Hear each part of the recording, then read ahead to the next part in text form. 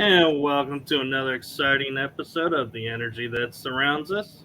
I'm your host, Michael, and tonight we are joined by my co host, Michelle Gray. Hey, everyone. And tonight we have a super special guest. We love him here. We wouldn't have our radio show without him. The one, the only, Jeff Renel. Thank you. That's too kind of words. Too kind. Thank you very much. How are you guys doing tonight? Good. We're doing Thanks for coming good. on. Hey, thanks for having me on. I'm really honored to be on your show. I've been super excited all week. Just really excited. And, I hope you don't mind, Michael. I'm going to go here really quick. We were just talking a minute ago how I found you on True Social with your show and brought you on to ETalk. And I cannot be more honored and happy and just feel privileged to have your show and you on ETalk with us. You've really added to ETalk. I'm really happy that I found you. Sometimes it gets really scary because it was like we didn't know each other at all. I just saw that you had a paranormal podcast on True Social. I was like, hey, let me just see if he wants to come over and be part of my shows. I need some new shows on ETalk. And, after I had asked you and stuff, I'm like, maybe I should have surveyed his show a little bit before I just asked him to come on. But this worked out beautifully. I couldn't be more honored to have you on. You've been awesome. You've been patient with me because this year has really been a crazy year for me. So you've been really awesome and patient and allowed some of these bumps and grinds that I'm going through this year to just, go through. And you've been doing your thing and just keep going. And you're there every Tuesday night. And now with Kel on your other show, you're there every other Thursday and you do it religiously. And I'm very, very honored to have you on ETalk and a part of ETalk, man. You're a perfect fit. Thank you very much. Oh, yay, Oh, man. man. You're not supposed to make That's the so host sweet. You cry. don't make me cry. Hey, you were trying to do that to me, weren't you? No, but thank you. And I got to say, I also appreciate your patience with learning how to do everything and being able to bring it over. And yeah, I remember our conversations of going, wait, what kind of show do you have? And I was like, wait, you didn't watch the show? We were laughing about that. Nope. Yeah, kind of just blind faith, but it worked out. It worked out great. Yeah. Just throw that feather in the wind. See if you can make a pillow. Yeah. Next time I'm definitely going to preview the person's show, but this worked out beautifully. I couldn't be more happy. And like I said, you've been amazing. You've been there religiously working on your show. And that's what we look for in ETalk. I'm not here to change anybody's show, anything like that. I just want to take with what somebody else is doing, bring that creativity onto ETalk with the other people doing their creative stuff and bring a variety of information. And that's what we're doing. We got everything from conspiracy shows, spiritual shows. I'm very proud to say that Astro Lunachick and the Guide to the Universe is back. She does her astrology show live every Sunday morning. And that's Susan Mayorga. And she's absolutely amazing. I love her to death. But we just got a whole bunch of different shows. I think we're up to like over 16 shows now, 16 different podcasts. And everybody does their own little thing. We got paranormal, we got the UFO side, we got a little bit everything that we're covering here. And we've been slowly growing. We're actually coming, I'm going to consider it our second anniversary. And that's when we do our haunted marathon in October. That'll be what I consider our second year anniversary, mainly because ETalk's been around for a while, but with what we're doing today and how it's formed today, this is basically the start of our second year come this October. And so I'm really excited to have you on. And, I'm just really excited to where we're going to take this and we're going to take this somewhere special. I'm not just going to be an average network. I want to be big. If I'm going to do something, I go all out, or at least I try to. Well, and one of the things I love, and I've shared this with you about the ETalk network, is not only do we have access to the radio show, But if for some reason I can't make an episode replays. So there's always going to be an episode of the show, whether it's live or a repeat. Right. So I like how you allow us to keep that consistency so people still stay tuned and don't go, oh, well, I guess they're not on the air anymore, so move on. And so Yeah, we I can appreciate that.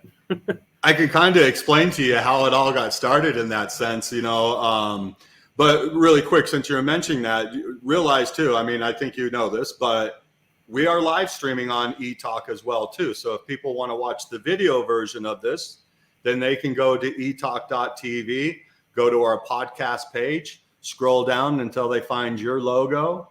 They click on there, click live stream and archives, and it'll go to your channel, and we're live streaming on right there. So if you want to watch the video, you can go there and watch that. If you're just down for the audio, then just tune into the radio station and listen to that. And that's how we started, was more live stream videos. And the way we started is, I've had the show ETalk for a long time, and I'll just go from the beginning history if you don't mind. Sure. Sure. I'm a spiritual person. I've been studying spirituality my whole life, basically. But I lost everything in 2008. And so in 2000, just shortly after I lost everything, but it was more 2009. My whole life, I always told myself, hey, if I could ever just stop everything and just study spirituality, religion, and all of that stuff, I would do that. That's my dream. And so when I lost everything in 2008, when the economy collapsed, I had a huge construction business back then. When I lost everything, it was like, thank God I was in a good emotional state at that time. I was at my reawakening into my spiritual journey at that time. And so I was open to allow the universe to work with me and stuff. And I remember the last phone call I really had with bill collectors taking everything away from me. And I remember hanging up the phone and just going, oh my God, what has happened with my life? Yeah. But then all of a sudden, the next thought was, wait a minute, I'm free. Yeah. I have no responsibilities. There's nothing that owns me anymore. I'm totally free. I get to reinvent my life however I want to run it. And, because I always talk about a thing, living life by default. And that's what most of us do, is live life by default. And that's what I was doing up to that point. But once I realized I was free, it was like, oh my God, let's go have some fun. And so thank God, because I was basically penniless. And so thank God my parents supported me and encouraged me at that time to follow my dreams, because they helped me financially as well too, because I spent the next 10 years studying spirituality, studying a technique called ThetaHealing, which I highly recommend to everybody. I think it is the best modality out there, the most thorough, the most complete, with all the information it has. It will teach you that you are the creative energy of all that is, and the potential is all yours. It's only your belief system that lacks that potential. And so, I had a friend that came through Salt Lake, because this is my second time living in Salt Lake. I lived back then when I lost everything. Then I went back to Vegas for a while. But I had a friend that came through town, and she had just gone through some Theta Healing classes, some instructor classes. And so I was talking to her and stuff. And so when she left, I realized, I'm like, that's what I want to do.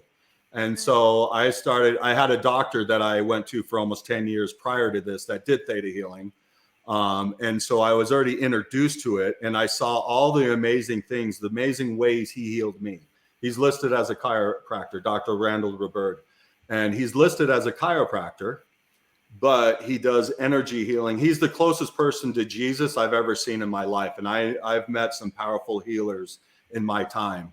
And he's by far the closest person to Jesus I've ever met. Absolutely amazing. The healing powers this guy has is just unbelievable. You couldn't imagine. I mean, I've seen him do miracles in front of my eyes.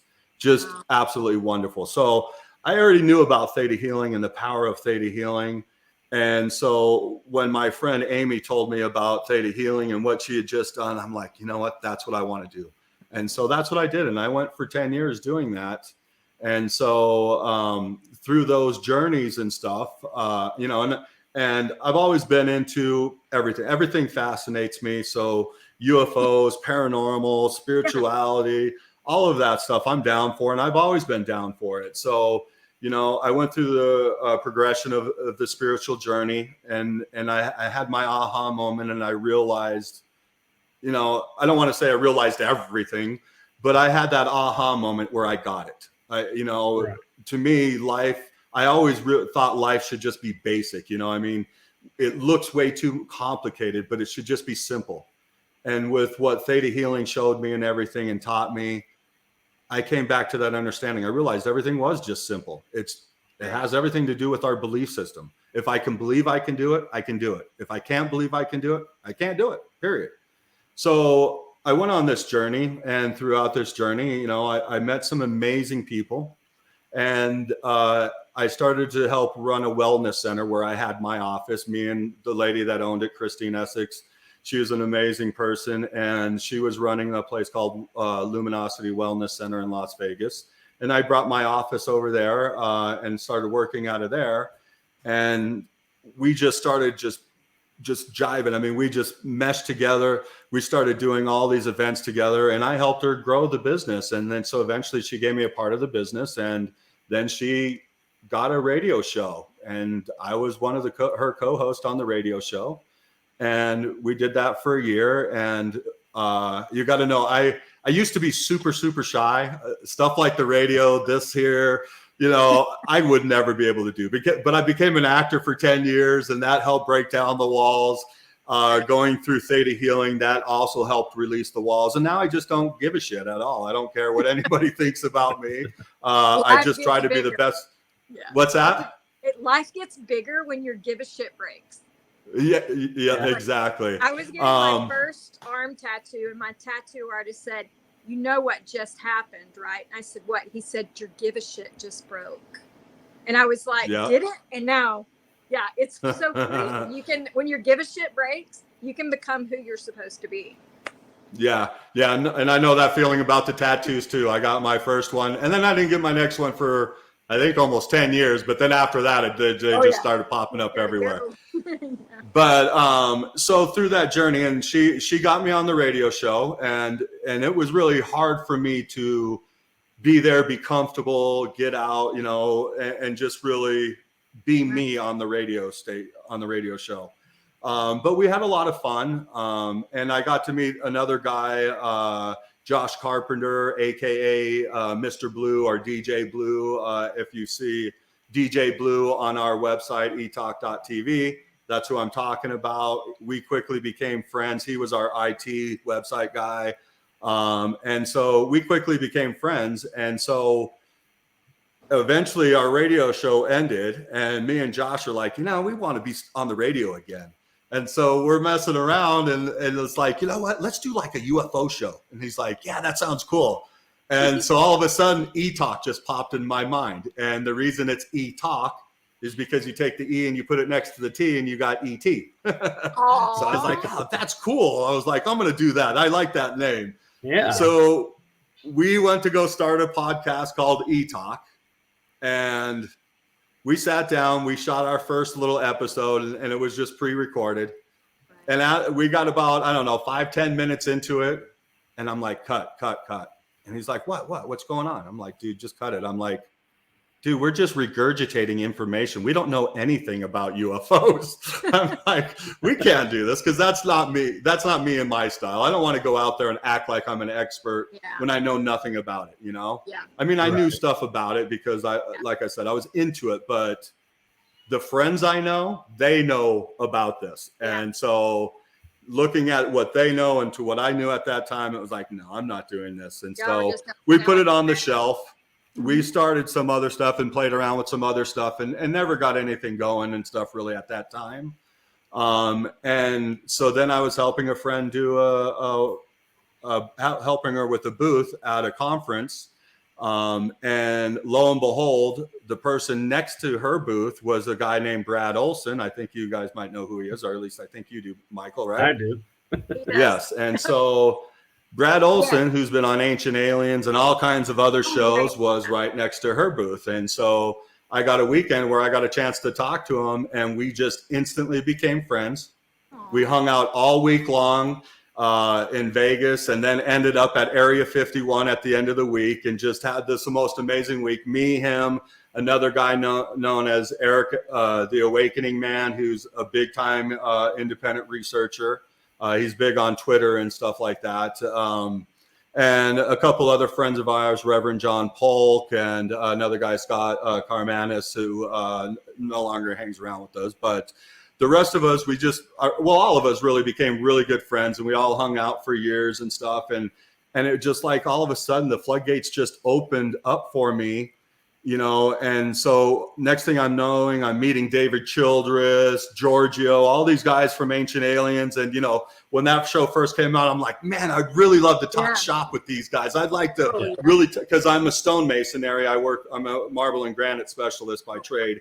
And so I'm like, dude, I would love to talk about these ancient temples and stuff, because there's no way we could do that. They had to be advanced civilizations. And I knew that way back then. They had to be advanced. They just can't go and carve this stuff on the hardest stone possible and it'd be absolutely perfect and symmetrical. There's no freaking way. I work with marble and granite. I know it just doesn't happen that way. To make an inside 90-degree corner, you just can't do that with a chisel and hammer. No. And you can't even do it with you can't slide a piece of paper through. No. Yeah. I mean, it's so amazing. And so I just wanted to talk shop and look at how spirit worked with me. And all the next thing I know, I'm hanging out with these people. I'm at David Childress's house. You know, I've been there many times. I've actually worked on some of his other homes and stuff. And so I got to meet all these amazing people. And so then ETalk was back on, because now I was learning this stuff. I was hanging out with Tom Dongo. I mean, just amazing stuff. It just went from nothing to everything when it came to UFOs. And at that time, I was actually building my own wellness center in Las Vegas. It was a little small thing. I had a nice little yoga room / classroom with a session room in the back. But really, really nice. You know, I put wood floors, everything into it, made it probably too nice, because then the landlord wanted it back because I got it for super cheap. But once they saw what I did with it, they're like, we don't want you to have it for that cheap, you know? So they took it away from me, and, you know, they kicked me out and took it and jacked up the rent on it. And so, but anyhow, when I met Brad Olson, all of this stuff started to happen. And I was, you know, deep into spirituality. I was teaching classes. You know, I was doing sessions, all this stuff. You know, like I said, I was creating my own wellness center. And as soon as I met Brad, boom, I took a right-hand turn, and I haven't looked back. I let go of the wellness center because I lost the space and stuff because the landlord took it back. And I kind of didn't look back. I knew inside, my intuition told me I'd be back into spirituality and doing what I was doing. But for the meantime, this was part of my spiritual growth. And I took off and I went. And so I started meeting the people that were around all the UFO stuff. And I started creating my own excursions and going out and doing research trips with these guys, you know, my new friends. And that's when ETalk came back. And so I started doing my own podcast, ETalk. And so when I went and got my website, it was etalk.tv, because I couldn't get etalk.com because Entertainment Tonight actually has that. So I got etalk.tv. So a few years ago, I'm driving to work and I'm like, you know, I got to redo everything. I got to revamp things, come out with a whole new fresh look, and just be different than everybody else. And so I'm like, what do I do? And I pondered it for a long time. And then one day I'm on my way to work in the morning, and I'm thinking etalk.tv, etalk.tv. I'm like, what do I do? And I started thinking, I'm like, you know what? I got all these friends that have all these podcast shows. I was like, let's start a TV website, you know, with all these different podcasts and stuff. And so I started calling all my friends, and they're like, yeah, I'm down. And so then I created the website, and with the help of DJ Blue, Mr. Blue. And so we started to create it, and it was basically just straight video streaming at the time. And then I brought in a show, Beyond the Strange, which was one of our bigger shows with Dave Cruz and Russ Bailey. I'm sorry? I know that show. Oh, really? Yeah. Great show. I loved it. It was great. Yeah. So I brought them on, and Dave kept just jabbering in my ear. You got to get a radio station. You got to get a radio station. And then another friend of ours, Gigi, who does the Shift Happens, he started saying the same thing. And then so just out of the blue one day, I'm like, let's do it. And so last year, it was probably a little over a year ago. I think it was August, September, something like that is when I actually purchased the online radio station. And then shortly after that, we did the Haunted Marathon, and ETalk was off to what you're seeing today. But, you know, we're slowly trying to morph it and trying to find new ideas, stay a little bit different than everybody else. So if you haven't been to ETalk.tv, please check it out. It's awesome, man. We got our own social media site. You can go on there, create a free profile. Once you create your free profile, just sign into it. You can post onto our social media site. You can go on there and check out all the different posts on there. And we've been posting for years now. So there's a lot of information on there. And like I said, we got up to 16 podcasts now, I think. I do 2 different shows. Michael does 2 shows. God, I'm having a brain fart. Dave Cruz, also does 2 shows. He does Beyond the Strange on Wednesday night. I believe it's from 6 to 8 Pacific now. Let me check on my thing, and I'll let you know for sure. And then he's also added. I'm sorry? I said DJ Blue has a show too. Yeah, DJ Blue, all the music on there is DJ Blue music. That's all the stuff he's done. And so DJ Blue doesn't typically do a show like a live show or anything like that. He mainly has his musics on there, but he'll be doing a show most likely for the marathon because he did last year for us. But yeah, no, it's really come out really nice. But yeah, we have the social media. We got all the podcasts. We have Brad Olson on here. Vivian Chevet, who's absolutely amazing. She has the show, The Infinite Star Connection. She's an Arcturian hybrid healer. She is amazing. I love her to death. She actually does ThetaHealing as well, too. Let me go here and find Dave's shows. Oh, I don't have it on here. But yes, I believe... Wait, I know I got it here somewhere because I just sent it to him. Sorry, guys. I don't mean to do this. Oh, no, you're fine. And I know where it's at. It's in a different section than what I'm looking at here. While you're telling that, I'll tell the funny story about when we brought my show over. You said, well, what time slot is your show? And I go, Tuesday nights at 9 o'clock. And you go, that's when my show is on. But I was like, oh, well, and then you go, well, let me finish this one episode and then it's yours. And I was like, you sure? Aww. Yeah, I've gotten busy, so I'm not really on. And so I was like, man, I was like, not only did you take a chance on blindly on the show, but you even took a chance on your time slot. And so I was like, man. Sweet. Yeah, and that really was a choice time slot too. As far as for the freedom of my schedule, it was the best for me.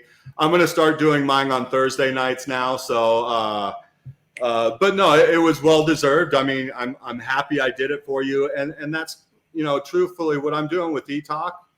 It's about you guys, man. I mean, I'm just a small part of this. If it wasn't for you guys, then ETalk wouldn't be what it is today. I mean, I need the host. I need the podcast on there to do what I want, my vision. And so I'm just a small part of it. And, you know, truthfully, the only reason I went to go do podcast, I mean, I love being live on radio and stuff now that I've got through the fears and everything. But I did it because, you know, I knew I was going to go out and interview people. And I'm like, if I'm going to interview people and get knowledge, why not just turn it into a podcast? So then it's already recorded and I can share all that knowledge with the people around me too, because, you know, I'm really out about bringing people up and helping people in the best way I can. And so that's what I try to do. So really quick, I'll go over our list of live shows that we got right now. So Dave Cruz also has his new show called The Strangest Hour, which is Monday and Friday from 6 to 7 Pacific. And I put everything in Pacific because most of our people were on the Pacific time frame. And then Tuesday night, we got your show, which we are doing right now from 7 to 9 Pacific. Yep. Big applause for that. Wednesday night, we got Dave Cruz back here for Beyond the Strange from 6 to 8 Pacific. Dave was in California. He just moved to the East Coast. So he's an East Coaster now, but he still keeps the time slot for the Pacific. We have Tess in her wonderful show. Tess does the late night at the Rockies, and that's Saturday and Sunday night from 6 to 9 Pacific. And her show is really awesome. She's dedicated to, she's there every Saturday and Sunday night doing her show. She's absolutely awesome. I just love people that are dedicated to their craft. You know, it makes me jealous because I can't be as dedicated to my show as I'd like to be, but I have a million things I'm always trying to do because I just love doing all kinds of things. So I'm always busy, unfortunately. I would love to put more time to this, and that's going to be my focus now. Another show we got, which I absolutely love, JP was the co-host on The Shift Happens. If you've ever heard of The Shift Happens, that's a great show on the Fringe on Friday nights. But JP came over with his own show called Reperception. And that's Saturday night from 10 a.m. to 12 p.m. 10 p.m. to 12 p.m. or 12 a.m., I guess, Pacific time. And so he ends the Saturday night with us. But his show is amazing. He's also very busy. So it's hit and miss when he does a live show. But I definitely tell you, if you don't catch a live show on ETalk Radio or live streaming, go check out the archives because his show is really good, just like everybody else. I mean, I'm really proud of the list of shows that we have. And then, like I was saying earlier, Susan Mayorga is the Astro Lunatic, and she has the Astro Lunatic's Guide to the Universe. And if you're into hearing about astrology and stuff, I recommend it. She's amazing. I'm so happy she's back. She took a little hiatus for a while from the winter till now, but she's back. And she's going strong. And so I definitely recommend you check it out because what she'll do is she'll talk for the first hour, typically how astrology is affecting our world and what's going on in our world and how it ties to astrology. She usually will take calls at the end of the show as well, too, and do a free reading for people. She actually did one for my daughter this last Sunday. I'm getting back into doing my shows as well, too, because I absolutely love it. It's so much fun. And so I'm going to be bringing ETalk TV Live, which is my podcast. Is ETalk TV Live is the name of my podcast, to try to separate it from ETalk a little bit. So I put the live at the end. But we will be doing that Thursday night from 7 to 9.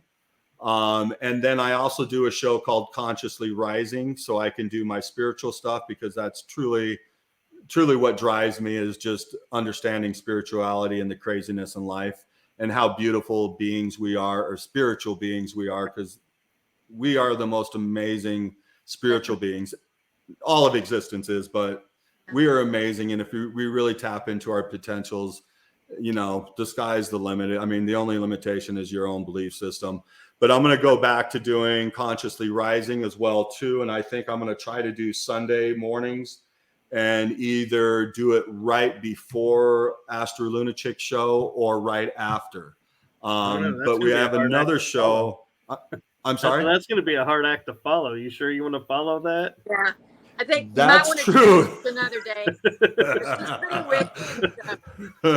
day. You're right on the money there. That's going to be a hard act to follow. So you're right. I probably should go early in the morning. Yeah, maybe you should go like before her and be like with everyone's coffee when we're kind of just like waking up, and then she like slams in and handles business.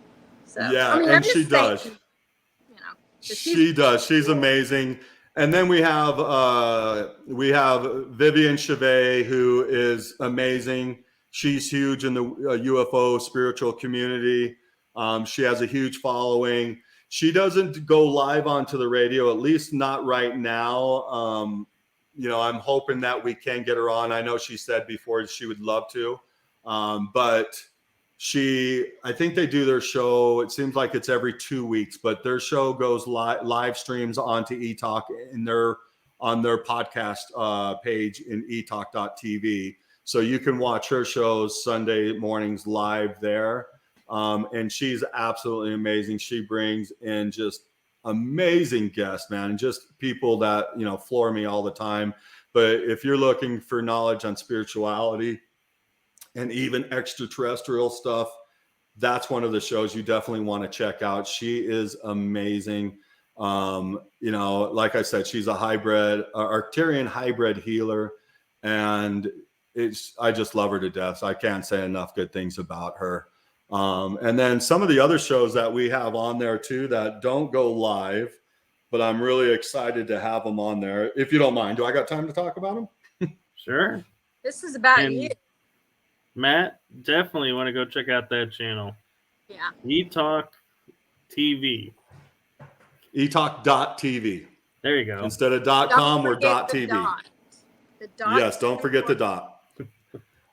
Some other great shows we have The Obelisk with Jerry and Nish, and they're amazing. I mean, Jerry, I just love him. I just think the way his voice comes out and how he handles it as a host. I just love Jerry. I think very intelligent person, has great guests. They just very interesting to listen to him. When anytime I'm bored, I'll pop in one of his shows for sure.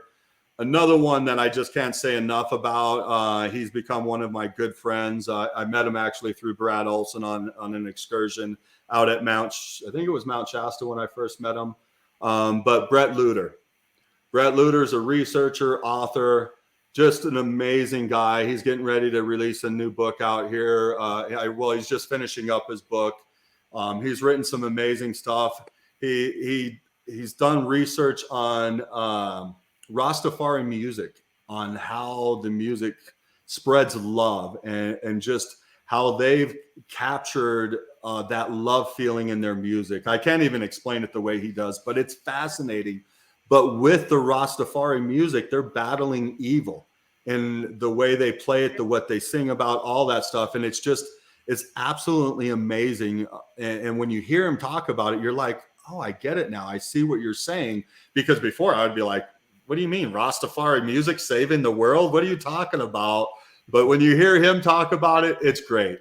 And Brett knows so many amazing people that he has just killer guests. He has Dan Willis on there, Mary Rodwell.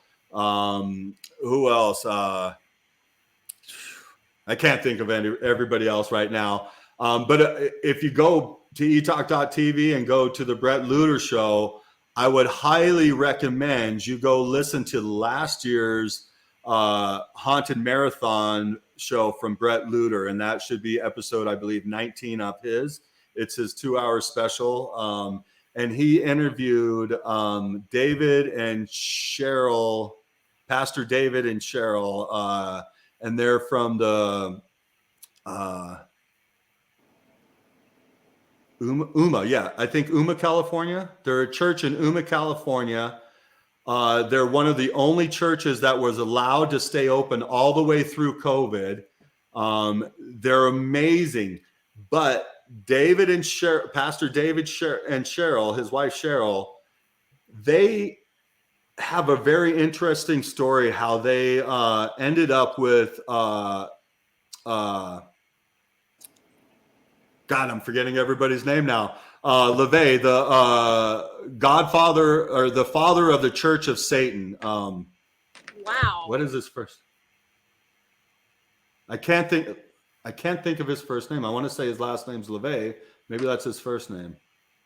God, I'm sorry, I'm butchering it right now. Yeah. But they ended up with his daughter because they tried to sacrifice his daughter and left her for dead. They were doing a ritual and basically left her for dead. Somebody found her. She ended up at the church to recover, and they didn't know who they had at the time. Wow. And then, so they put it out on the news that they had found this girl on the riverside, and they knew, the LeVays, the satanic people knew who she was. And so they knew who she was and where she was at. And so they started to attack the church. and it's their whole story of how they battled Anton LaVey. That's it, Anton LaVey. They battled Anton LaVey, and they feel that they are the reason he died because they took his power away. Absolutely amazing story. Possible. You will be stuck to the TV screen for 2 hours listening to this. It is amazing. It was definitely the hottest show of the marathon, and we had some amazing shows. That it really kicked off ETalk radio in a huge way, that marathon. But highly recommend that one. So we got the Brett Luter show. We talked about late night at the Rockies. Let's see. The only other one we haven't really talked about yet, and that is Paranormal Versus, and that's your show, Michael. So why don't you tell our listening audience a little bit about your show too, because they're all amazing on ETalk. Yeah, we never hear about Michael. He hears about all of us, but he never. So let me put you on the spot and interview you, buddy. You be the Wizard of Oz now, buddy. We're pulling back the curtain. So I do co-host Paranormal Versus with Kel Ridley. She's out of the UK, and so what we like to do is look at investigators from our side of the pond and their side of the pond and see what the differences are or similarities, and just kind of look at, compare haunted history and locations and, investigations we've done.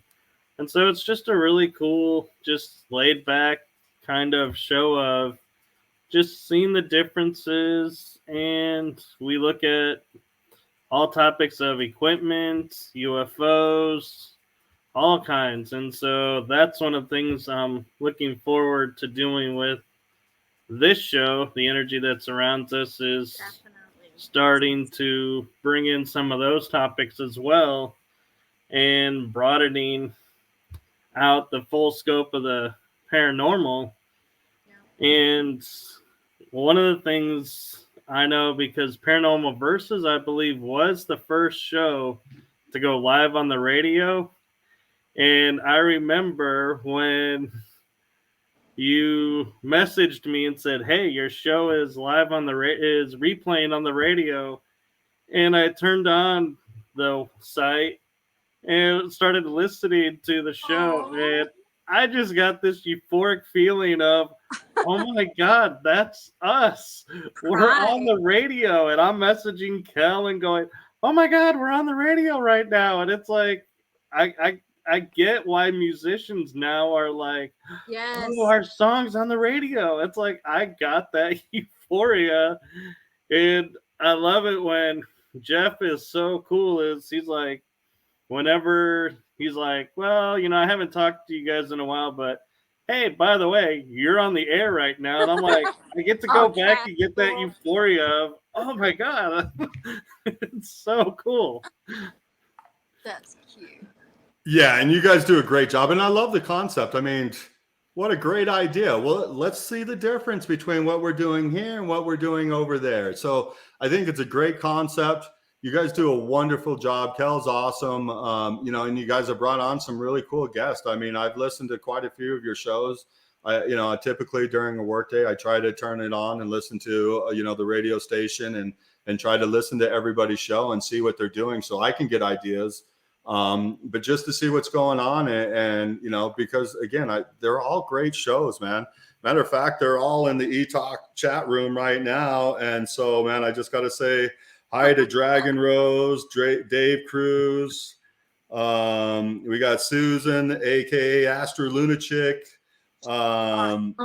And yeah, we got quite a few people on the ETalk chat room. So we also have our chat room there in etalk.tv. Once you sign up and create a profile, then we can bring you on as into that chat room. We actually have to get a better chat room going here at etalk.tv, but it's always one of those slow work. It's a slow progress of fixing little technology things here and there. But I wish people could sign up and then instantly be on to the chat room. But unfortunately, the way it's set up, I have to invite people onto the chat room. So once you fill out your profile, I try to go in there pretty religiously and find out the new people and bring them into the official ETalk chat room. But when you're on ETalk.tv, that's where you want to go, is to the official ETalk chat room. We can create a whole bunch, but that's why we created that one, so everybody knew where to go. So, hey, thank you all out there, ETalk listeners, for being on the chat room. I'm really, really proud to have all you guys listening in. You guys are awesome. Love my family. I think I being the newest, probably the newest member of the family clan, so to speak, and saying it is really cool how humbling it is that you are doing the job of like probably 30 or 40 people, but yet still have the patience with us to say, yes, I know we're a little bit behind on this or that. I'm getting, I'll get it. And you just have infinite patience with us. And so I thank you for that, because I know we bombard you with questions about stuff, and you always get right back to us and you always respond. And it's like, you couldn't ask for a better network owner. Well, thank you very much. I mean, sometimes sometimes it might be a day or two before I get back to you, because I do get swamped, and then sometimes I just, things slip my mind because I'm so focused on what I'm doing at the present moment and stuff. I mean, I really try. I try to be patient. I mean, truly, when I had that aha moment spiritually, I just realized nothing matters. Nothing matters. We don't need to take things that serious. No. If I can't make it to a show, hey, it's my life. Let me handle the things in my life. And that's what happened this year. I mean, we really, after doing the haunted marathon last October, ETalk was thriving, man. We were doing really, really good, and we were, getting the numbers, getting everything, and really moving up there for a new network. And then at the end of the year, beginning of this year, man, life just decided to play some games with me, and just keep pulling things away from me. And so, it's been a struggle this year to stay on top of things. And that's why I really appreciate you, Michael, because you have been patient with me, because typically I like to try to get on things a lot faster. If I say I'm going to do something, I want to do it. I feel bad if I don't follow through with, when I tell somebody I'm going to do it. I like to try to be a man of my word. And so this year it's been a real struggle to do it. But yes, I try to, and you're right, man, Michael, I do a lot of different jobs here, especially, if I would have, it's kind of like with my cat. I love my cat to death. It's family. But if I would have known what I was getting myself into, maybe I would have just stayed without having a kitty cat. And if I would have known all the work I have with this radio station, maybe I wouldn't have got it. But you know what? Now that I have it, I absolutely love it. I mean, it's just so much fun. And truly, I have just as much fun bringing on your guys' show and helping you guys create your shows and doing what I can, and I still want to do more. I mean, there's areas I feel like I'm slacking in big time. So I'm hoping I can create the time to start doing some other things to help promote your guys' show even more, promote ETalk even more. So, thanks for the kind words, but there's a lot of times I feel like I am slacking, but I believe me, I'm trying to give it my all the time. Right. I don't need to rest because this just drives me, but there'll be times I'll just shut down and just go, okay, it's time for Jeffy time. And I'm going to shut down for a while and, go to the lake, go camp. Well, if I go camping, I want to go researching camping and not just camping. Get grounded. But that's my vacation. Going on research trips are my vacations, and that's a lot of fun. And, if you want to talk about, what I like to research and different things like that, we're more than open to do that, Wait, I got something here, Michael. You can always ask me questions also. So that's coming from Dave Cruz. And Dave Cruz, man, hey, thank you, Dave Cruz. Dave Cruz is awesome. I love Dave to death. Dave has been absolutely amazing, helping me put ETalk together, put the radio station together. He's been my right-hand man on this, along with DJ Blue, Mr. Blue. And Susan Mayorga has also helped. I mean, everybody's helped. I mean, I can't say I'm doing this alone. There's a lot of things that I am doing alone, the behind the scenes stuff, a lot of it, but I got a lot of great friends in this business that are helping me out as well too, and giving me advice and telling me things, because this was never my field. I didn't, I was an actor for a long time. I tried to be in a band and do rock music and stuff like that, but this isn't my forte. Didn't know anything about this until I started to do it, but I'm not scared to do things I don't know. Luckily the training I've had in my life, I'm comfortable being in an uncomfortable position, I should say. That's what some of the training has taught me to do, is to be uncomfortable in uncomfortable situations. And that was the best thing that ever could have happened in my life, because even when I'm scared, I'm just like, just do it. It don't matter. I don't care what anybody says about me anyhow, just do it. And so there's things that I've never been trained in, never done in my life. I just go do it. And, if I'm successful, great. If I'm not, then, hey, it was a great experience. I learned a lot, and I can take that information and tap it into other things. And that's kind of what I've done with ETalk too. All the things I've learned throughout my life, I'm trying to use that to morph ETalk into something just a little bit different than everybody else, and I think we got that going on here. Now we just got to get this to grow and get bigger. I'm always looking for more shows. So anybody listening out there that has a show that you want to bring on to our network, get a hold of me, and we can talk. And I'm going to preview your show first before I say, yeah, let's go. Yeah, lightning never strikes twice, people. but no, it's absolutely awesome. I have a question. Do you guys ever sit back and just realize that throughout probably ever, we're allowed to actually build a world that we all belong in? Like, nobody has to be a misfit anymore. Nobody has to eat lunch alone. Once you're grown, you're going to have to in school, because that's just the crap show of it. But like when you get out and everyone says, oh, you're going to find your people, you're going to find your village. We actually can. We can actually sit and find the people that belong in our universe. And like my mother and parents and everything couldn't have done that. And, you might find your little social circle to play bridge or whatever, but look at what we can do, guys. Like Mike and I, we talked to Jenny in Ireland, and all of these things, we're able to do all these things. We don't have to sit and be depressed anymore. We don't have to hide because we hear voices. We don't have to hide.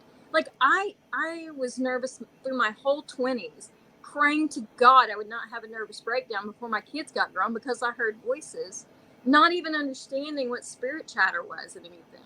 Like I was ready. If I did not have such a strong belief against medication for myself, as far as, mental things, then I would have taken antidepressants. I would have taken the antipsychotics. If I'd gone to the doctor and said, I hear multiple people at time telling me things to do and to tell other people, I would have been locked up or medicated, and my kids would have been dispersed. So this is the first time we all get to do this. Like, we don't have to do it for negative. We can build a positive world that people can be themselves and feel free to talk to spirits or believe aliens, or, actually acknowledge these things. Finally, we can acknowledge it without feeling insane or embarrassed. I mean, it's such freeing. Yeah, you're 100% right, Michelle. The times are changing, and they're changing fast. I mean, it's amazing. I mean, look at it. Yeah, it's insane. I know everybody was interpreting the Mayan calendar as saying it was the end of the world in 2012, but that's never what they said. Never. That's the world was changing as we knew it, is basically what they were trying to tell us. Yeah. And if we look back, at the 2012 to now, they're 100% right. Mm-hmm. Our world has changed so much since 2012 to today, and it is changing so fast today and in our future. Who knows what we're going to be at in another 5 years? But no, it's really, really nice, Michelle, that all of this is starting to come out, especially because the knowledge we're going to get from this now, to be able to really, truly study us. I just did a show Friday night, The Shift Happens, I was on my friend Gigi's show, and we talked about the UFO hearings that just happened this last Wednesday and stuff. Whoa. And you know, I don't follow that stuff that much because I think it's a dog and pony show. But what happened this last Wednesday was a really good thing, a really good thing. And what's amazing, what I like about it is, yes, now it's coming out into the open. It's really coming out in the open. I like being one of the weirdos back in the day where nobody really was into this. I like being that weirdo that brought it up. Hey, you know what we can do? You know, and they all look at me crazy, but that's just who I am. But what's really nice about this, and I was talking about it on the show, is now that it's getting out in the open, now that it's acceptable, what are we going to learn? Because now the growth of knowledge of this subject is going to go exponential. It's going to skyrocket. And what I referred it to on the show is like with marijuana, when they first legalized marijuana. I was in Vegas when they first legalized it there. Congratulations. And what I saw as far as the information that came out after it was legalized was absolutely amazing. I mean, absolutely amazing to learn about terpenes and all that stuff and how they worked and the difference in all of them. I mean, they're herbs. Yeah. They're herbs in our marijuana. And if you understand the terpenes, then you could literally go to the dispensary and say, hey, I have these symptoms. Yep. And you could go and look at the terps and figure out what terps are in there and say, yes, this is the one I need for my issue. And so the knowledge and the information on marijuana it skyrocketed and it just blew up because now they're giving out grants to all these people to study this stuff. And so I see the same thing's going to happen in the UFO community. You know, I think, you know, we're going to shortly with, you know, I don't know how many years, I couldn't even tell you. But we're going to have, you know, we're going to have that open dialogue with alien beings, I think, really quick here. I think we are. And so it might destroy what we're doing with our podcast. We might have to venture off into some other mysterious unknown thing to go research and stuff. But it's going to be amazing what it's going to do for our world, what it's going to do for each one of us, the technology that's going to come out as far as health and healing. You know, with you know, there's talk of the med beds out there right now and all this stuff. It's going to be absolutely amazing. But when we as people can truly be who we truly are and are not bombarded with all this negative stuff and all this stuff that doesn't truly exist because we're being lied to and we're being repressed and we're not being opened up to what we truly are as spiritual beings. And when we actually learn from childbirth on, and actually better yet, when we know what's going on when we are actually carrying a child, whether we're the mother, the father, whatever, and the energy we put into the child in the womb, when we realize what we're doing there, everything's going to change. I mean, when I went through ThetaHealing, I learned all about that stuff, about tribes that when their wives or their woman was pregnant, all the whole tribe did was always just fill the woman with love and love and love and love. Yeah. Because if you don't know what happens when the baby's in the womb, okay, and if the mother is very stressful and the life is very stressful for that woman, the mother, the baby feels every bit of that. And so what happens is then the baby will grow up with stronger muscles and bigger bones because the baby is already in fight and flight syndrome. Okay. And so it's been in fight and flight syndrome ever since it was in the womb. So it comes out basically ready to fight with bigger muscles and bigger bones and all of that. If you shower that baby in the womb with love, now the baby will come out with a bigger frontal lobe, already ready to be enlightened. But people out there that were born like me in that stressful family and that stressful mother and all of that stuff. And I love my mother and I love my dad. Great people. I love my mother, I'm glad I came through the life that I've come through, because it made me who I truly am today. Yeah. But don't fret if you did come up in that type of family environment, because it's up to you to make those changes, to learn how to love yourself. And when you learn how to love yourself and you start to release the stresses and all that stuff, then you can start to operate in the frontal lobe the way you're supposed to operate in the frontal lobe. And then that's where you're going to be able to tap into your spiritual abilities that are absolutely amazing. And let me tell you, we all have the ability to do everything. Telepathy, everything. It's all been move objects, your intuition. You got to trust in that stuff, and you're going to expand and you're going to go. But it's all about loving yourself and letting go of your resentment, your hatred, your regret. What you've been taught. Regrets, your regression. You know? I'm sorry? I said, as a person who's a medium and learning into how to do all this stuff, you also have to get over the things that you've been taught. Like I was raised strict, religious, and I have to say, I'm not going to burn in hell because I believe that ancestors are leading us. Of course, they're leading us. Everybody knows it but us, because we haven't been told that ancestors lead us, because everything has been blocked for an agenda of some sort. And we won't even get into that. There's not enough time for that. But our ancestors are 100% behind us, the ones that have passed on, even the ones that are here right now. But it is truthfully, I teach, it's not selfish, it's self-love. Okay. Right. And there is and you have to realize you are the center of your universe. You take care of yourself first. Okay. Hear that, it's the same as a parent. When I'm as a parent, I have to change my energy before I come into the house with my kids. Okay. I have to be that catapult. I have to change that energy. So I have to watch out for myself first. So I got to make sure when I come through that door that I'm in a place of love, because if I'm stressed out, pissed off and everything, what do? I come on, I start yelling at my kids. I do this and that, and I make them at an edge, and I make them angry. I make them upset. And now I just was the cancer, and I spread all of this around.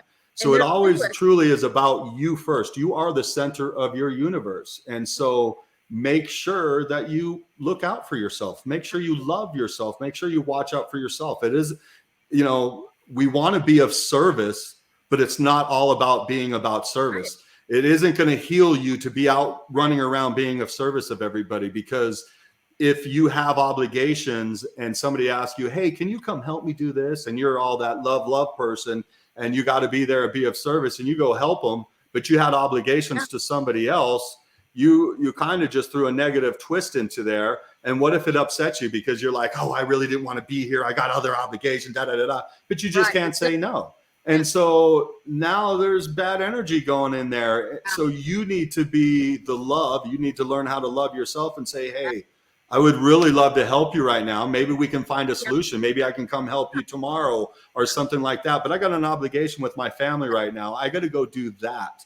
You got to honor yourself first, and then you honor the other people around you, or at least that's the way I see it. When I learned to love myself, that's when I truly learned how to love everybody else around me. Well, you can't run a machine without maintenance. And when we're running our lives, we have to run them like machines and things a lot of times. And if you don't oil it and fix it and take a day down to where you can thoroughly clean it and do everything you need to, you break down. It's the same thing with humans. They run, and then they realize, why am I tired? Oh, wait, I can't sleep. Well, you can't sleep because you're so dang tired. Your body doesn't know how to stop. Well, and we can run, but we have to do it in the right way. If we run, and we're in stress, then yes, we're going to get tired. We're going to get fatigued. Right. Our mental capacity is going to go down, everything like that. But if you can stay on top of things, you can stay in that blissful state. You can just keep going. That's truly what happened to me. I can say this year, I'm on that thin line right now going, okay, I'm about ready to get really stressed out here. But I just take that time to remember who I am, what I am.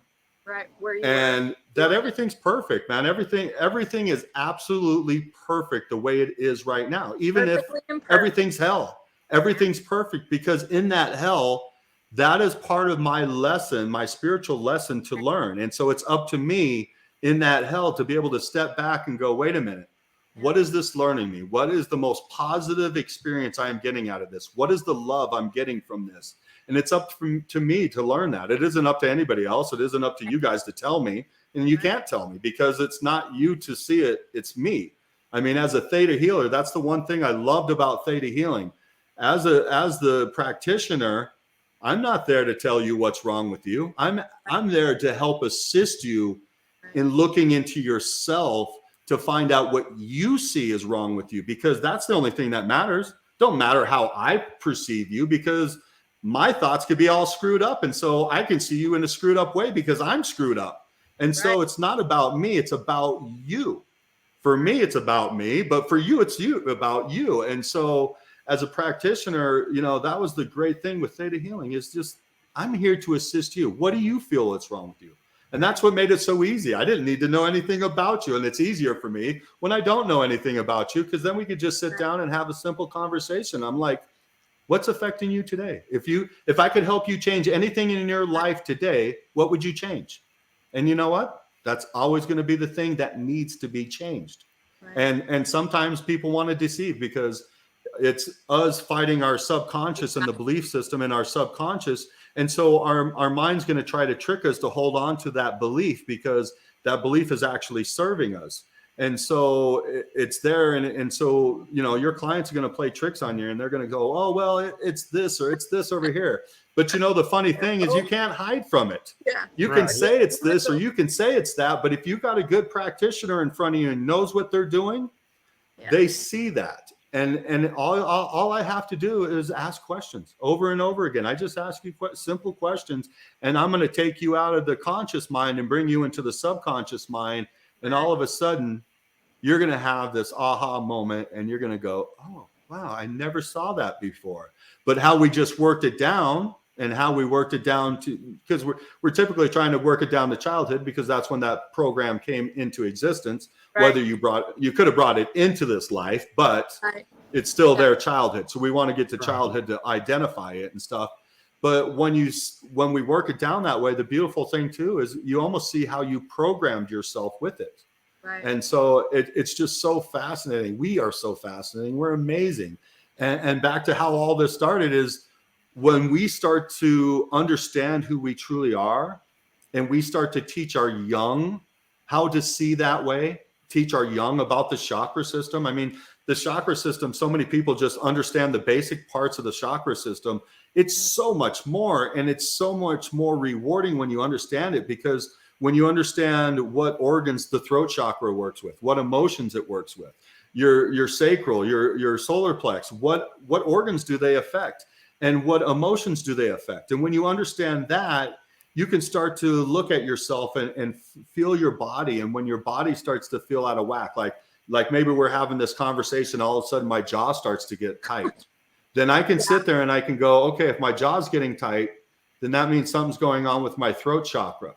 And so if I'm honest enough with myself, I can kind of look at myself and ask myself questions. What's going on here? And so I'm either not being truthful, or I'm being over truthful, one of the two. And so if I'm honest with myself, I can start to identify with that and change my energy in that moment, and start to make myself the way I need to be, the way my spirit should be.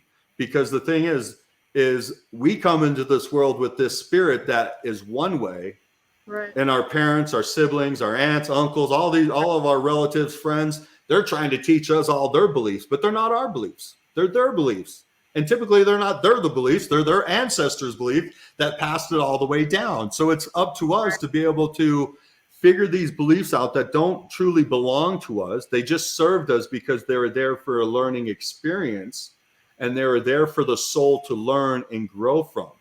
And it's such an amazing thing. And it's like, once you start to understand this, then negative things aren't negative anymore. Problems are not problems anymore. They're learning lessons, and they're the best gift that the creative energy of all that is can give us. Period. Hands down. It is the best gift you can get to struggle. You don't have to struggle. Suffering is a choice. Okay. Suffering 100% is a choice. We can go through all these issues like I've been going through, huge issues. This is truly almost one of the worst years of my life, but I'm in such a good mood most of the time that I can't call it the worst year of my life. But there was one year I lost everything I had, and I was doing really good in life. So I don't know if anything could compete with that year, but it's our choice. It's our choice. The creative energy is going to give us experience. It's our choice how we handle, how we're going to deal with that experience. What kind of emotions are we going to get pissed off? Or are we going to just say, okay, well, let's see where we're going from here. And that's what I'm doing. There's nothing you can do about it. And one of the things I love is coming from the metaphysical, background, being raised in that, is like you're saying, if you're starting to feel angry in the middle of, say, a swimming pool, my reaction isn't to go, oh my God, I'm angry. It's my reaction is, what around me is making me angry? Is this even mine? This may not even be my anger. And so it's like, why am I picking up on this? Why am I? And so you ask, it's like you're saying, you ask yourself the questions that drives it too. And there's a peacefulness that comes with going, you know what? This isn't my anger. I don't need to take it on. There's no problem with me saying, hey, this isn't mine. Yeah. I send it back and let it go and just be you. And it's like, just because we feel something doesn't mean it's ours and doesn't mean we have to take it on. Well, but and you don't have to honor that feeling either. Well, a lot of people aren't like Michael and I, though. They don't know that they have the ability to pick up other people's emotions. So they're just peed off all the time, but they're hanging around angry people listening to angry music. You're not going to be able to, you can't go jump in a bucket of water and not understand why you're wet. I mean, if you're absorbing all these people's energy and you're putting yourself in negative areas, you're going to be negative. You're going to have no choice. We're going to sponge it up. And they don't know that that's what they're doing. So they just think that they're being. It's also telling them something right there. But most of the time, we're so into something, we can't see it ourselves. And so that's where, as a practitioner in Theta Healing, where we help assist people hopefully see certain things like that. But what you're talking about there, Michelle, being an empath like that, and I know a lot of amazing empaths that are so tapped in that way that they can't even be around a session room. I remember I was doing a crystal layout class, and we were doing it at my friend's house, and she's an amazing empath. Yeah. But she's too tapped in. She was never there the whole day, but she came at the very end. Her husband was there with the class with us, and she came at the very end while we were doing all the sessions, and then she had to leave because she could feel everything. Yeah. But the thing about that, Michelle, is what you're talking about there is if they could look at themselves honestly, the problem that they're having there is they're too worried about everybody else. They're not focused on themselves. And that's why they're stuck in everybody else's empath emotion, is because they're too worried about everybody else. And that's usually all of our problems. No, we don't want to look at ourselves. We don't want to look inside, and that's where it's like, I don't want to make fun of them, but I kind of do. I mean, I think it's kind of funny. I mean, in the spiritual world, you got a lot of people running around going, love, love, love, love, love, love, love, love, love. Oh, let me serve you. Let me serve you. And when they come to me and we do a session, a lot of times it comes up, it's like, well, you resent God. I don't resent God. I love God. I do God's work. Well, why do you think you do God's work? Yeah. Because you resent God and you're trying to prove your love to him. And so they go overboard with it. And so it's just really amazing. And so by our actions, if we're open and honest with ourselves, but it's usually, I mean, even me, I have a hard time seeing a lot of my junk until it happens enough. But it's hard for us to take a look inside. And so some of your biggest issues, you typically want to go get somebody to help facilitate you so you can bring that out and you can see that. And sometimes they just have to say, oh, it's, you're having a hard time here, and then you can take it even further from there. But it's really amazing. We're an open book. The way we express ourselves is an open book. I mean, I can read people so easy. I've done it my whole life, but now that I've had the training I have, I mean, it's just amazing. I mean, it's just like people start talking and it's like, oh, I see your issues, because it comes out with how we talk and what we do. My issues.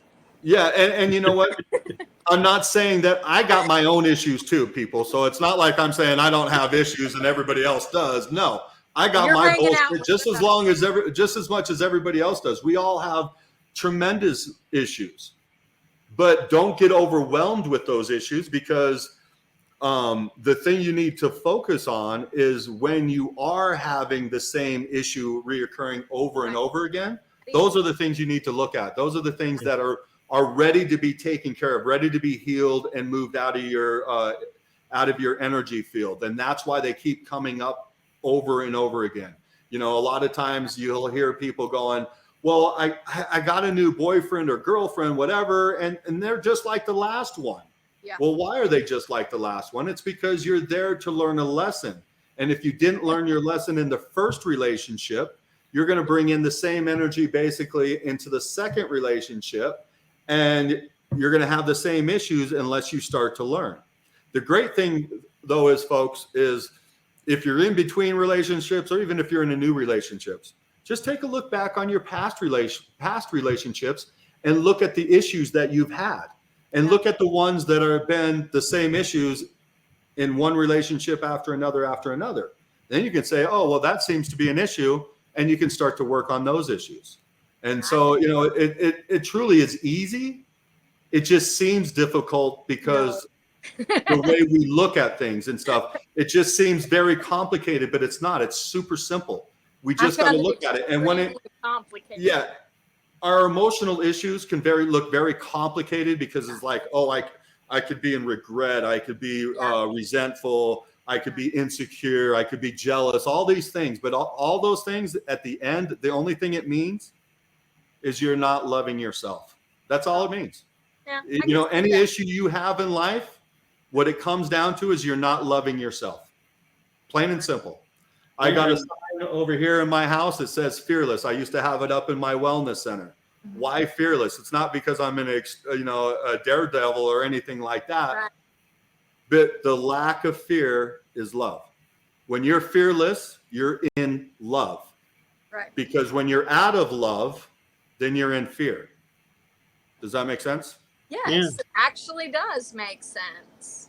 Yeah. And it's kind of interesting, because growing, you know, with the metaphysics, I was always taught and gravitated towards the principle of the mirror, to where when somebody walks in front of you and if they trigger anger in you, it's like, okay, is that their anger or your anger? But then another person walks up to you and triggers anger over a similar situation. It's like, wait a minute, these people are marrying something I'm not liking, and what they're marrying is me.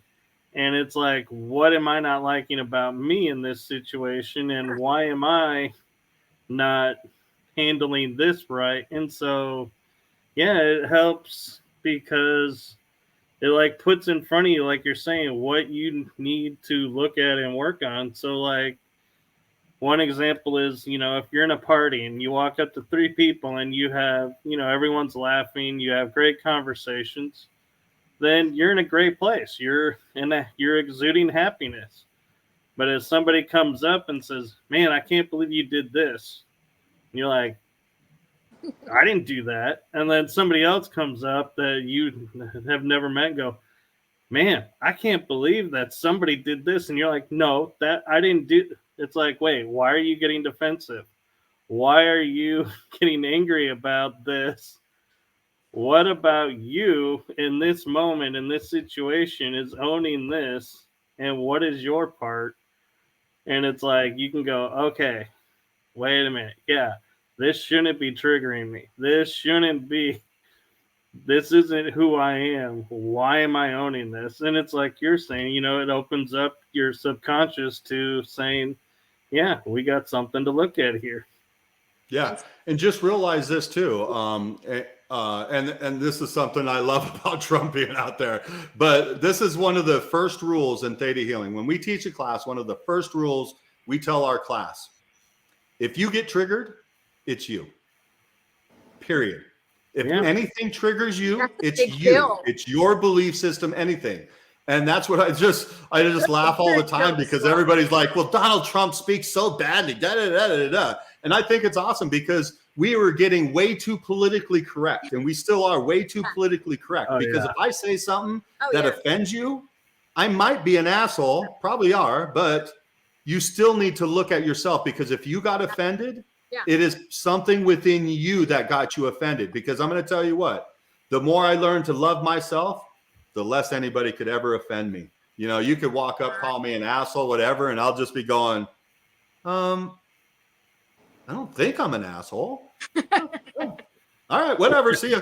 You know, it's up to you to take it in. I mean, but if you feel triggered, you need to do some work on yourself, because it's something within you. There's a program within you that took offense to that. Like, I'll say one thing that always got me triggered is if somebody called me dumb. You know, because a lot of times I felt dumb because I didn't really, we moved when I was really early, like when I was in the first grade, we moved across town and stuff. And so the teacher put me in the lowest reading group when I was in the highest reading group. And so I just was like, I got bored. And so I didn't do anything. And so that was one of my things in the back of my head. I felt stupid. You know, I got called stupid almost my whole childhood and stuff. So there's points, and even today, I mean, I don't have all the programs worked out of me. So there's times I've been in situations where I did feel dumb. And so then but I could identify it at that point and work it out. Go, well, I'm not dumb, dummy. But back in the day, you could call me stupid, dumb, and it would trigger me right away, because I felt self-conscious about that. And so it would trigger me right away. And that's a good example of that. So you got to realize, if you're getting triggered out there by something, it's you. It's a program within you. So how did you need to identify and change? I'm sorry? How did you fix that? Like me, underachiever is my trigger. If they say it, it's done. Like, this game is over. So how did you break that? Like, yours was dumb, mine's underachiever. So I did it through ThetaHealing, and truthfully, with the programs I'm talking about, are the programs in the subconscious. And those programs in your subconscious, you can change in a few ways. Like, if you use Buddha mindfulness, I don't know, are you familiar with Buddha mindfulness? Yeah. That's doing the same action, basically 21 days in a row to reprogram the subconscious. Okay. Yeah, I didn't know that's what it was called. I knew it takes so many days to that's wonderful. That's wonderful to be able to do Buddha mindfulness and be able to create a new program. And that's all you're doing. You're creating a new program, but you still got the old one there. And it's sitting there dormant. Okay. So as long as you can stay focused on your new program, your new positive one, life is great. But as soon as somebody triggers you, the mind is so amazing and so quick, it's going to jump back onto that old program without you realizing it. And all of a sudden, you're going to be operating from those back programs. And I know this firsthand, because when I was going through all my spiritual teachings, I was teaching ThetaHealing at this time. I mean, I was in cloud nine. I was in the top of my game at that time, and I was dating somebody, and it was a long distance relationship, and she was the love of my life. I mean, she's the one that got away from me. And there was a point, though, because it was a long distance relationship, she started to pull away. And I remember my thought in my head. It was like, well, if she's going to do this, I'm going to end it my way. And not in some bad way or anything like that, but I'm going to take care of myself. I'm going to do this. I'm going to do that. I'm going to get selfish. And basically, I started to ruin the relationship. I started to self-sabotage. But it was only because of my programs that I was afraid of, and I was scared. And because of all the things that happened in my childhood, because my childhood wasn't that pretty and stuff in a lot of ways. And so it took me back to childhood. So I started acting from childhood programs without even realizing it. It wasn't until after the whole relationship was done. And thank God, again, I have a lot of training. So I do try to pay attention to myself and what's going on. And so I was able to sit back and start to see it. And then I started to realize, I'm like, oh my God, there's a program hiding there. And I went right back into that program, and I started acting like a child, a little bit more mature child, but I still was acting like a child.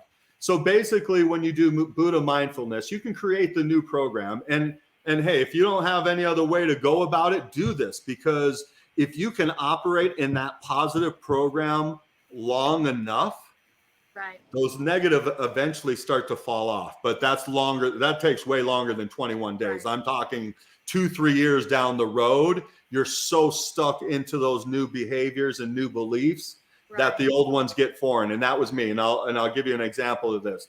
Throughout most of my childhood life into my adult life, I was a very angry person because that's what I grew up around. Now, let me take that back. I was a very loving person. Right. But I had very angry, upsetting, quick to get upset programs installed into me from childhood. And so I would get upset really quick, and I'd have huge conflicts because I am a very loving person, but the programs I was taught were very negative and stuff. So I was always in that negative energy. I mean, I could trip over an extension cord and be pissed off for a whole week because of it, you know? And so I lived in negative energy, and I've seen this in a lot of my clients too. That was my comfort zone. And so to be happy was very uncomfortable to me. Yes. But when I finally started to make this change and started on my reawakening back, I think when I was, well, I had to be 38 because that's 2008. Well, that's when everything collapsed. Well, actually, no, I'm sorry, 36. It was 2006 when I started to have my reawakening. And so before that time, I was always really angry, and that was my normal energy. I didn't know any different. Right. I couldn't tell any different. I just went from one extreme to the next, and it never registered in my head, never at all. And it wasn't until I started doing the spiritual classes and ThetaHealing and some other training that I started to become aware of it. As a matter of fact, one guy once in one of the training courses that I was in, the facilitator was like, you know, you can be happy or you can be mad. And never in my life, I'm 35 at that time, and I never in my life have I ever heard that or even thought of it or even realized that. And I was like, excuse my French, but I was like, what the fuck did that guy just say? Yeah. I'm like, it's my choice? I'm like, really?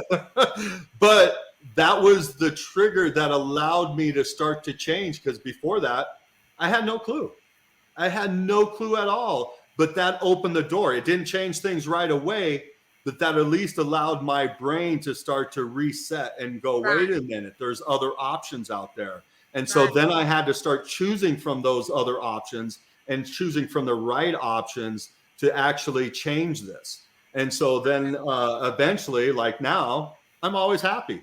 Right. When I start to get upset, then I notice that right off the bat. I'm like, what am I doing in this energy? I don't like this.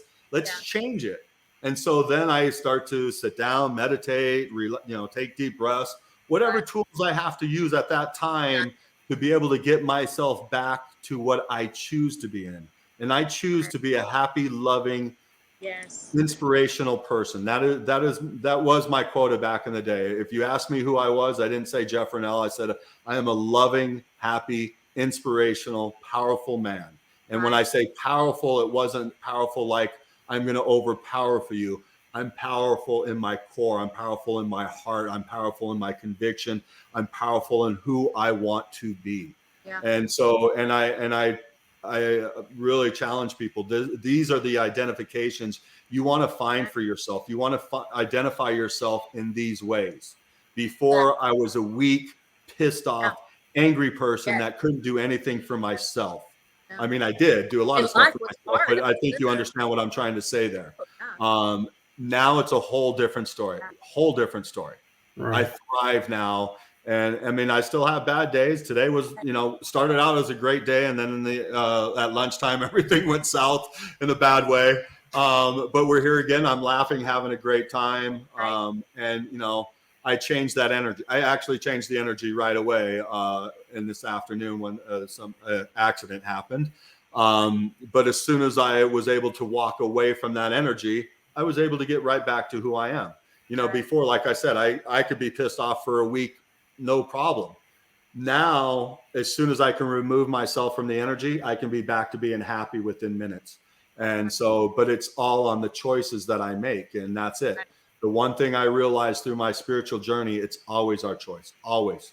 Always. That's one thing Gandhi was showing us. It's always your choice. You can sit there or, you can have somebody, force you, make you their slave and make you do this, make you do that. And if you do it, That was your choice. Right. But Gandhi showed us we can just sit on the street and not do nothing, and you can't make me do anything. You can sit there and beat me. You can do whatever you want. But until I was done being beat, if I got so sick of being beaten, I got up and I did what he wanted me to do, or whoever wanted me to do. That was my choice. I was sick of being beaten. So it was my choice, and I went and did that. Yeah. But it's always your choice. Who are you? What do you want to be? Where do you want to go? Yeah. It's always your choice. There's always a choice there. And that's what we have to do a lot of times, is we have to sit back and look at what are our choices and where can I go from here? Again, this year's been horrible for me, but that's what I've had to do. I've had to sit back and go, what are my choices? Right now I got to sit there and do the same thing. What are my choices? What am I going to do? How am I going to proceed forward in my life? And then again, the other things you want to, are what are my goals in life? What do I want to achieve in life? Because you need to know that, because when I sit there to make my choices, does these choices support who I am and where I want to go in life? And if they don't support who I am and where I want to go, then that's probably not the right choice for me. And that's probably not the direction I want to go. But you also have to remember the effect of you doing that also. So you have to be able to own whatever comes from you. I can say, I'm not going to get a regular job. I'm going to just start businesses, do it till I get tired of it, sell it, liquidate it, do whatever I got to do. But I'm going to have to own the fact that I'm going to be hustling and have to have that hustle mentality and pay Uncle Sam more money and, pay 5 times more taxes on crap I've already paid taxes on and do all of this kind of stuff. I'm going to have to own that. But for me to be able to have the right and the option to say, I'm not doing it. I can barely sit still for an hour. I'm not going to go sit. I can't do a desk job, but I'm going to have to own what's going to happen for that. I see a lot of people saying, I'm not doing it, but they're not owning the rest of it. So it's a package. It's not just like I'm going to not do it. Well, if you don't do it, this is what's going to happen. If you can not do it and own that and keep on going, cool, go with it. Yeah, you have to take action. There's no doubt about it. I mean, the creative energy of all that is you, and it loves you unconditionally. So it's going to support you in any way, shape, or form. But you have to take action. You have to do it. When you're manifesting something, you can manifest it. You can put that out into the energy and stuff like that. Put it out there. But if you don't take action along with it, it's a dead manifestation. Right. So many people are sit there and go, Jeff, when am I going to find my soulmate? And you read their energy, and you read their energy. They're in right now. And you can say, okay, well, you're going to meet a soulmate at this time because you're reading the energy they're in at that. You can have more than one. Right. And they don't. Well, yeah, you can have more than sexual. You can have more than one as well too. But what I'm saying here is when I read somebody and I'm reading what they want me to find out or whatever, right. If they want to find out about their soulmate, I'm reading their energy as of now. Who are they at this moment? Okay. But if you tell somebody, hey, you're going to find your soulmate at this and this particular time, they might go home and sit on the couch and wait for that particular time. Well, now you just changed your energy. You changed everything about you. Now that soulmate coming into your life probably isn't going to happen. And that's the thing. When I do readings with people, I tell people how you project your energy from this moment on is crucial, because once you find something out, you can go, well, I can take the rest of the day off because, hey, I know this is going to happen. Well, once you change your energy, you change your future. That's important. Right. I never tell anybody that. And I've been doing readings off and on for about a year and a half-ish. And I never think about the fact of, I just told them, that this person is not but then there's going to be the next one. And I tell them these things. And then what are they going to do that's just altered that? Like they just totally messed, kind of butterfly effect kind of thing. They just messed with that. So it's almost like I feel guilty to tell them too much because I don't want them to jack up the good stuff. So I never think about telling them that. Like, do you really want to know? Because it could change the chain of events into which it doesn't happen. Because if you don't make that wrong turn or go down that wrong aisle, then you won't see that cute person at the end that you're going to act like you need some really stinky body wash just to get close to so you can maybe talk to them. Not from personal experience or anything, but, you can't do that. So that's great. to know that you need to be telling these people, listen, there is a chance that if I tell you this knowledge, then you're going to break the natural chain of events that has led to this. So that's really good to know. Because I know about responsibleness. You know, I'm always talking about you have to be responsible with your gift. You can't just, because you hear it, you can't just say it. I've made that mistake. I've done that pain to somebody and I can't do that. You have to be, but I never think about saying, I'm giving you the option. I have this possible knowledge. Do you want the possible knowledge? And do you accept the chance that I may not be wrong, because by telling you, we've altered it. So yeah, that's fascinating. And you hold a huge responsibility when you're doing this kind of work. It's okay. huge. Because the way people look at you, the way people want your knowledge, want to know, because they can't tap it. They haven't cleared themselves enough. They don't trust themselves and love themselves enough to be able to tap in themselves. Right. So they're looking at you to tell them the information. They want you to tell them everything. Right. And that's really not your job either. Right. But if you come to me for a reading and stuff, I need to, for me, I respect and love this field so much that I'm going to tell you the truth, even if it doesn't make me look good. Okay. Right. And I'll tell you a quick story. So when I was helping run Luminosity Wellness Center in Las Vegas, we used to do, I can't think of the name of it, but we did a Halloween special where we had all of our practitioners there. We would have like a haunted house, and then we would have all of the people come through, and you could go to each practitioner and we would all be doing something different, you know, whatever our own specialty is. And since I do theta healing and I've been able to clear a lot of my resentments, rejections, and all that stuff, I've opened myself up to all of my, well, what people will call psychic senses, but they're just your other senses that we've kind of tapped away from. We're choosing not to read it. This information is coming in 24/7 to everybody. It's just whether you can identify with this information is on you. You need to be able to read the energy that the creative energy of all that is giving you. So one of these Halloween events, God, I wish I could remember the name of it, but we were doing one of these events and I'm like, you know what? I think I want to do readings for people. I think I'm going to do future readings. This will be a lot of fun. And so that's what I was doing. And this lady came in and I was having a great time up till that moment. And this lady come in and she was like, you know, my sister's in the hospital. She's not doing good. I believe she had cancer. And she was, you know, she was giving me the whole spill about what was going on and stuff. And she was like, is my sister going to make it? And so I started reading the energy. And so when I was reading the energy, I saw she would make it through this. Oh, great. But I also saw that 6 months down the road, she would have a relapse and she wouldn't make it. Yeah. So we're there for a fun night. Okay. I could just tell her what she wants to hear and send her out the door, and my night could go on the way it needs to be. But I'm me, so it wouldn't go on the way it needs to be because I love everybody way too much and I honor people too much and I honor myself. And so I'm not going to sit there and lie to anybody. I won't lie to myself. I won't lie to you guys. And so I basically what I told her is I was like, you know what? Your sister's going to make it. But I would suggest this. Make sure you spend as much time as you possibly can with her for the next 6 months. And that's how I left it. I didn't want to ruin the whole night, right? But I wanted to make sure she knew, you know, because that would be even worse to say, oh, she's going to make it, she'll be fine, and then not tell her the other part that I saw. You know, I didn't tell her that she was going to pass away, but I just made sure that I stressed, please make sure that you spend as much time as you can with her for the next 6 months. And I felt, you know, at the time I was under pressure because I never had this.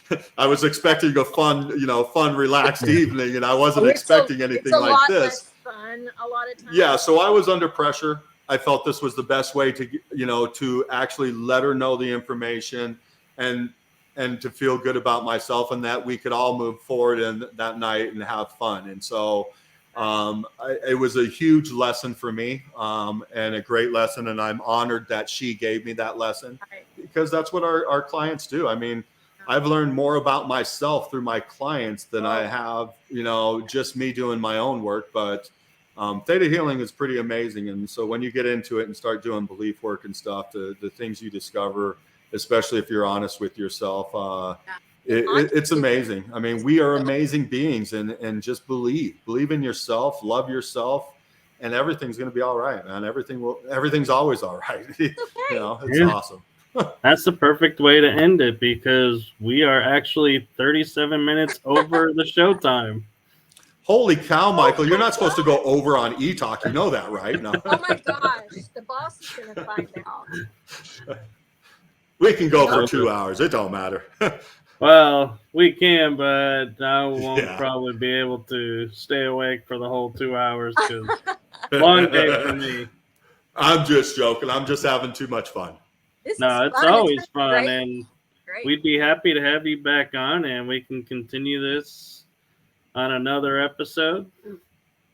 Hey, I would always love to be on. I mean, truthfully, we never even got to talking about, I know. We just got started. Yeah, we're just getting started, and that's it. That's why I run a 2-hour show, because it's like even 2 hours isn't enough to do a show. Once you get into the good stuff, then all of a sudden the show's over with. But no, I would love to come back on, because we could talk about some.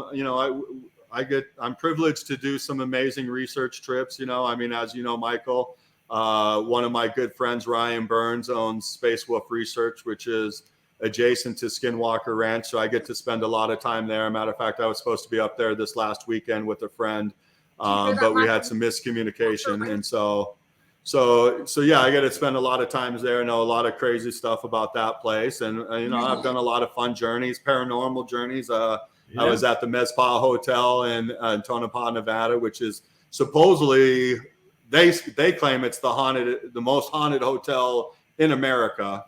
I don't know if it is, but that's what they claim. But it was pretty crazy. I heard a lady.